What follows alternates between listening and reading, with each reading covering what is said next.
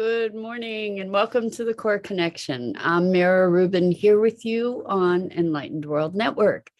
And today's topic is non-attachment and how we can navigate, looking at how we can navigate the seeming contradiction between desire and non-attachment. Should be an interesting conversation, but before we get started, let's take a minute or two to get present. So let's take a deep breath in through your nose and hold it. And imagine clean, crisp oxygen flooding into your lungs, flowing into your bloodstream, nourishing all your cells, all your organs, and bringing vital life energy to your body and being. And as you exhale, exhale any tension, negativity, stress, fatigue.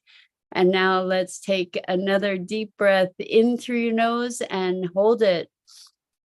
This time, imagine brilliant, bright light lighting you up from the inside out, illuminating, electrifying, and energizing all your molecules, all your cells, all your electrons, and creating a brilliant beam of light and energy from your heart out into the world. And as you exhale, exhale any remaining tension, stress, negativity, fatigue. And now let's press our palms together, vigorously rub those palms together, feel all that friction, the temperature, the pressure, and when you stop rubbing them together, feel the tickling and the tingling of all that energy, and allow all those sensations to bring you present right here, right now, into this remarkable physical form that enables you to experience life. Welcome, welcome, welcome. Good morning, Rosalind. Good morning. It's great to have you here with us, and welcome to everyone else who's joining us. We are talking this morning about non-attachment and how do you find the balance between non-attachment and desire. So should be a fun conversation. Here's my thought. I think that the thing that epitomizes this conversation is visual, and that is with desires, to be able to receive with open hand. There's not a clutching or a grasping. When we clutch or we grasp, the hand is closed and it can't receive, and it's creating an obstruction to the receiving, whereas the open hand of allowing just lets that energy flow. So the paradox is that the more we want something, the more resistance we're creating to receiving it. And just the state of want is a state of not having. It's an affirmation of not having. If I am wanting, we've heard, well, that left me wanting. It means it left me without. And the more we affirm that we don't have something, the more we confirm that we won't have that thing, the more resistance we set up to being able to receive that thing, because we're consciously, consistently reinforcing the not having. So you may be familiar with Abraham Hicks, Esther Hicks, who channels Abraham, and talks a lot about the law of attraction. And the thing with the law of attraction is to be in the space of non-attachment, and the way that it's sort of driven in law of attraction through, well, according to Abraham Hicks, is to be in the already receiving, be in the already having. In other words, to allow ourselves to experience the state of having whatever it is we're desiring. And in other words, to imagine the feelings of enjoying that state or that thing, to be in the experience that is an affirmation of what we actually desire instead of an affirmation of what we don't have. So it's a nuance, and it may seem a bit Pollyanna wishful thinking to just put ourselves in a space of imagination where we engender an emotional state that is in alignment with the desires that we have. However, if you can imagine ourselves as radio stations receiving and emitting different frequencies, then the frequencies that we emit are attracting like frequencies. And we talk about this a lot on a whole lot of different levels when we recognize that if we're angry, we're going to generate circumstances that give us an opportunity to feed the anger, for example. So Rosalind says, not waiting for external circumstances to dictate the inner landscape. Exactly. Beautifully said. Beautifully said. And Rosalind continues, I desire to make friends with the rescue animal, but not forcing it. The rescue animal representing what for you? So the rescue animal, I think that's a really interesting metaphor that you're using there. When you're meeting a timid animal, you want to just be there, allow the animal to come to you, and that's, you know, to be in a place of receptivity, a place of receiving, a place of allowing, without trying to force yourself on the rescue animal, so to speak. So, you know, it's interesting to be looking at this idea of non-attachment, especially when we want something so desperately. You know, it's reflected in our language. You know, when you want something so desperately, what is there? There's a clinging and a clawing and a clutching and a grasping. And, you know, it's not a place of just being able to receive. It's like when the cup is full, you can't add anything into it, right? So if we can move from want, which is lack, to desire, in other words, something bubbling up inside us that is enlivened and is sort of coming up from a deeper place, a deeper impulse of fulfillment or toward fulfillment, then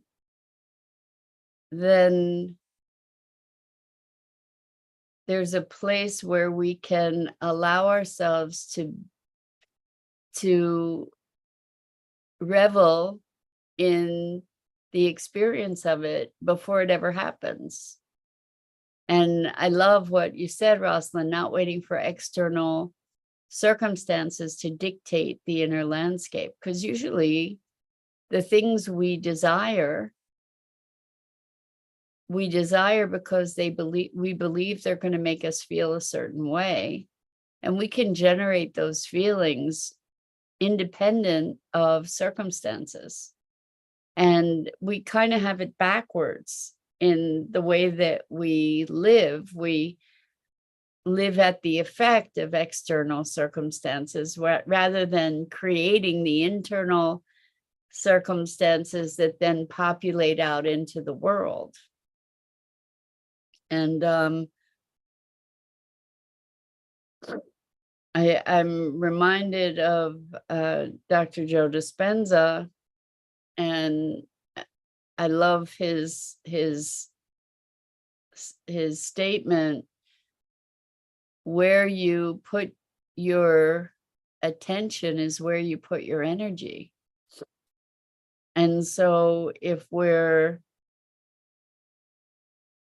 in the energy and attention of, I want that, I want that, I want that, what we're often doing in that is to just keep saying, I don't have it, I don't have it, I don't have it. And your being says, oh, okay, we don't have it. And how about if we just have an intention toward that thing and let it go? Let it go. Don't hold the attachment to it. Just if you are reminded of it, then revel in it. Allow yourself to be in the delight of it rather than the not having of it and the trying to figure out how to make it happen. I think that we've been so conditioned to believe that we make things happen. Well, we do make things happen, but not the way that we think necessarily, because sometimes the harder you work, the more distant the objectives become. You know, the harder you try, the worse things might get. And when we get to a place of non-attachment, curiosity, when we can let go of the wanting and just be in the delight around it, or put our attention elsewhere, then the circumstance shifts. So this was really vividly demonstrated in the spoon bending workshop I did with my clients, where they were trying and trying and trying, and the more they tried, the more the fork or the spoon resisted them. And then when they got to the place of non-attachment and curiosity, the spoon just bent. They were able to bend the spoon. And one of my clients said, oh, you know, I think that the non-attachment piece that one of the other clients mentioned, one of the other participants said that they thought that the key was non-attachment. And there was another person who said that that was the key. That was the part that shifted everything. And so when we're so intent and focused and committed, depending upon the frequency of that commitment, the result, it could be quite different. You know, if the frequency of that commitment is, I don't have it, I don't have it, I don't have it, then it's going to make it really difficult for something to manifest. You know, it's like, I need to get clients. I need to get clients. I need to get clients. I need to get clients. The neediness creates an obstruction to getting the clients. Absolutely. So Rosalind says reconciling is different from giving up. Exactly. Exactly. Letting go doesn't mean letting go of the dream or the vision. It means letting go of the clutching and clawing and neediness, and just to allow it, you know, to invite it. There's a big difference between grasping at something and inviting it, like an invitation is a lighthearted kind of opening rather than for trying to force something. And it's a very interesting dance. And as I think about the notion of dance, I don't know if you've ever taken dance lessons. I love to dance, and I haven't been particularly good at learned regimented steps. And what I've noticed is the more I would try, the more I would trip over my feet until I just sort of let it be and let it flow, and then I could dance. And I think that that's really what we're talking about here, is how our intensity of focus can be an impediment sometimes. You know, like here I was trying and trying and trying and trying. And the more I tried, the more jumbled I got. And when I was able to move into that space of allowing, then things flowed more readily. I flowed. I was able to be responsive rather than reactive or forcing things. So I just want to mention, if you all are wanting to be part of the conversation, and I'm not seeing I'm not responding to you if you're adding comments, please know that you can go to the Enlightened World Network Facebook page and or YouTube channel, and you can add comments there. And as long as I see your comments, I will respond to them. So I'm wondering if you might have examples in your own life of where you've manifested something. Just one of the keys is to build this powerful emotion, the intensity of emotion in the manifestation of something, and then let it go. And I have an example which isn't like the positive manifesting example, but it's super powerful. So I was in a job, I was a sales rep, and I was in the optical industry. And I was not liking that job very much. And at one point, I just said, that's it. I'm going to be done with this by January. And I just had so much emotion, and I made that declaration, and then I forgot about it. And come that January, circumstances occurred that I was then out of a job. And it wasn't an opportune time for me to be out of a job, I can tell you. I wasn't prepared for it. I had totally forgotten about that declaration. I didn't make plans, I didn't make provisions, and I was out of the job. But what had happened was that I had spoken that declaration in a moment of passion and power, and bam, it set it up in the universe somehow that it happened. Beyond, just like out of nowhere. It was bizarro the way it happened. Rosalind says, dance like no one is watching, but in a structured class, it might not be the right time. So, you know, I think I love the dance like no one is watching, for sure. And I have done that at times in my life, and it's been awesome fun. Partner dance with designated steps, that's never been my strong suit. But when I've been able to dance with a partner who really knows what they're doing, I'm able to follow and move with it and sort of surrender to that. And it looks like I'm a good dancer then, because I'm able to flow with their skill, which is awesome. But I think the focus on trying to do it right, whatever it is, to I know people in sales who are just like, well, I just have to make 10 calls a day and eventually I'll hit, like roulette. And I just have to work harder and it'll be better. Well, that's not necessarily the case. Because if we're working harder with desperation, that's what we're broadcasting. That's what we're going to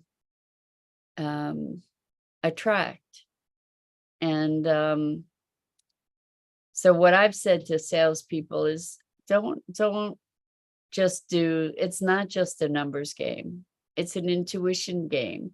Allow yourself to tune in and find that client that is waiting for you to call.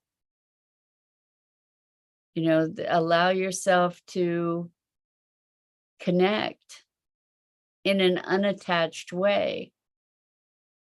So when I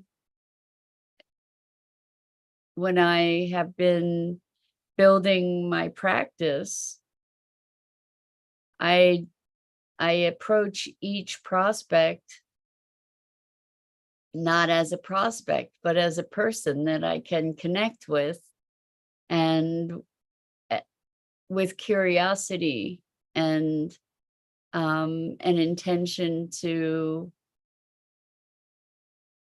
make a difference for that person. And sometimes they end up being clients, sometimes they refer clients, and sometimes they don't. But even if they don't, at least they've come away with an experience that has shifted something in a beneficial way for them. And that's kind of having the underlying intention that I'll have X number of clients and they'll be of a certain quality, but it's not forcing it. It's not trying to make it happen. It's making the connections, being engaged and heartfelt, and the intention then follows through. Good morning, Jenny. So great to have you here with us this morning. We're talking today about non-attachment and how to square desires with non-attachment, and the contrast between desire and wanting. And so the more we want something, the more desperately we want something and need something, in a way, the more we push it away. Because there's this, it's the difference between receiving with an open hand, allowing ourselves to experience the already having of it, like whatever the joy is that we would experience in having that connection or that thing, maybe, to allow ourselves to enjoy that even before it manifests in the world, and not be tied into the attachment to it, because the attachment to it is just reaffirming not having it. And this works with relationships too, that we can cultivate a relationship in our minds and our hearts that is not dependent upon circumstance. So this is an important thing to recognize, that even if the circumstances of a relationship look terrible, feel terrible the way they are, rather than immersing ourselves into it and perturbating over the problems of the relationship, or the lack of it, or the trauma or upset around it. Instead of doing that, we can be creating the love and connection and joy over that relationship in our hearts that is not dependent upon the external circumstances. And I've done this.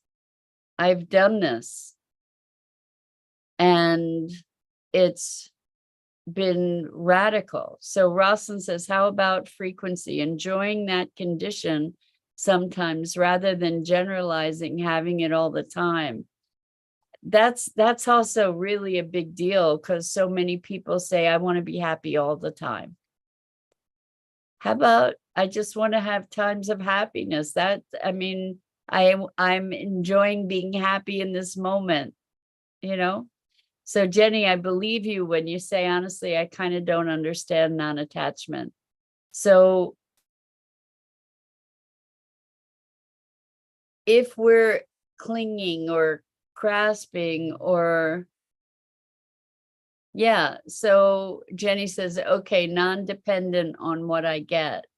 So when we're wanting something, like, let's say I'm having a challenging relationship and I want it to be different, and I feel terrible and I feel lonely and I feel angry and I want it to be different. We're putting all our energy into all those feelings. So we're empowering all those feelings all the time. And I'm not saying to deny the feelings. I am saying that there's a huge benefit to us to be able to be putting our attention on creating internally the experience of the connection that we're actually desiring.